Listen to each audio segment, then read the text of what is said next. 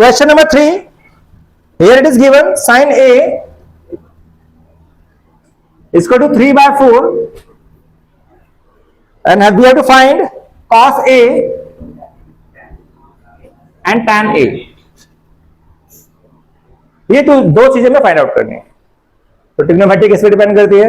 Right angle triangle पे, है ना। तो सबसे पहले हम क्या करेंगे, सॉल्यूशन में हम लोग राइट एंगल ट्रायंगल बनाएंगे। यहाँ पे एंगल ए फाइंड आउट करना है, तो ये तो कंफर्म है कि यहाँ पे ए नहीं आएगा। ए फाइंड आउट करना है तो यहाँ पर ए नहीं आएगा, बाकी बी और सी कुछ भी रख लो आप। तो हमने रख लिया यहाँ पे बी, ए रख दिया यहाँ पर सहूलियत के हिसाब से। मेरी बात समझना, जो एंगल यहाँ दिया है वो कभी भी राइट एंगल नहीं होगा, ठीक है ना। जो एंगल दिया वो कभी भी राइट एंगल नहीं होगा। ये हो गया एबीसी। अब साइन ए 3/4 है, जिसका फॉर्मूला होता है P अपॉन में H। क्या होता है? यानी मेरे पास P है और H है। ये क्या है? P। ये क्या है? H। A के हिसाब से, A के हिसाब से। Okay okay okay, I admit my mistake.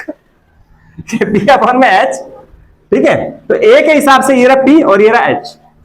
3/4। बात समझ आ गई?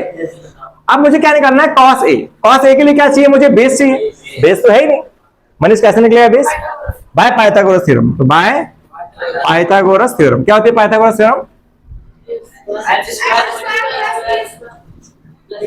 h square is equal to p square plus b square. h कितना है? 4।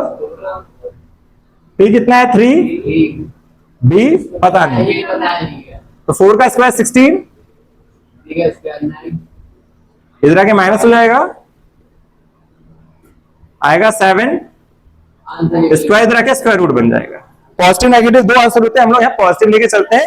आई have told you the reason why should we take positive number here, because the measurement never be in negative. Measurement कभी भी negative नहीं होगा, ठीक है ना। तो बी आ गया मेरे पास √7। मुझे क्या फाइंड आउट करना था? Here we need cos A। क्या चाहिए? cos A। तो आप मुझे बताएंगे cos A क्या बनेगा? cos होता है B अपॉन में H।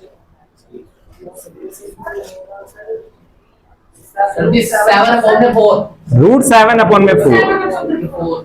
और तीसरा पूछा tan A। अनिकेत आप बताइए। चलिए, आप बहुत एक्साइटेड है कि सर मुझे सब समझ आ गया, आप आपसे कुछ भी पूछ लीजिए। tan A, tan होता है P अपॉन में B। तो A के हिसाब से P और B ढूंढिए। वेरी गुड, 3/में √7। अच्छा, 9th क्लास याद है आप लोगों को? 9th में हमने 1.5 सीखा था, अब तो 1.4 हो चुकी है। उसमें था रैशनलाइज करना। कब करते थे रैशनलाइज? जब नीचे रूट में कोई नंबर होता था। तो यहाँ पे नीचे रूट में नंबर आ रहा है, तो क्या करेंगे यहाँ?